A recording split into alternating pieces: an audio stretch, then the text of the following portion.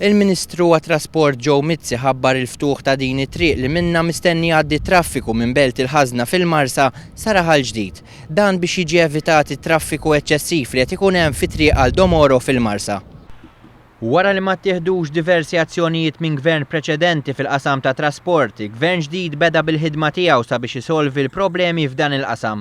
Eżempju ta' telqa kienet Triq Diċembru 13 fil-Marsa li fil-bidu ta' din is-sena waqaf ix-xogħol fuqha għal politiċi bl-iskop li ma jkunx hemm konġestjoni ta' traffiku qabel l-elezzjoni ġenerali. B'effett immedjat sabiex ma jintilfux fondi mill-Unjoni Ewropea reġa' beda x-xogħol f'din it-triq li kkawża żieda fit-traffiku fit-triq għal-Domoro. Waqt Breakfast News fuq One, il-Ministru tat-Transport Joe Mizzi semma soluzzjoni bil-ftuħ ta' triq ġdida miħdejn iż-żona tal-Bertown sa Kordin f'Raħal Ġdid. Ma setet isir, kważi lesta nista' ngħid li bejn il-ġimgħa u ġimgħa dieħla temporanjament se tiftaħ din it-triq wara kemm se tneħħi traffiku minn triq għal-Domoro li se jrillem ifir se jiġu devjati dak li huma naħat isfel ta' Malta jgħaddu minn Kordin u joħorġu minn hemmhekk. Traffiku li ħajt.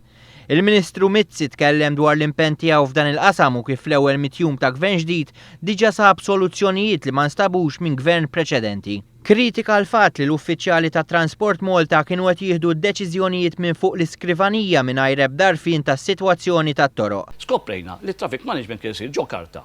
Fuq il-karta, imma ħadd fil-prattika ma jmur jara x'inhu jiġri fir-realtà. Għax dak li jgħidu fuq il-karta jisuħat mhux se jkun hemm traffic jam. Meta mmur fir-realtà insibu differenti. Dan iżda ma jfissirx li l-awtoritajiet konċernati m'għandhomx jerfgħu ir-responsabbiltajiet u jwettqu x-xogħol meħtieġ minnhom. Ma għaliex imbagħad fl-aħħar insibu illi setgħu jsiru saru. Għaliex ma saritx qabel di? Intoqgħod nidħol bil-forsin il-Ministru.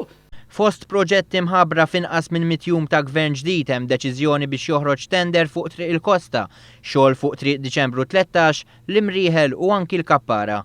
Waqt Breakfast News il-Ministru Mizzi tkellem ukoll dwar il-qasam ta' trasport pubbliku u kif qed issir konsultazzjoni pubblika biex jinstabu soluzzjonijiet.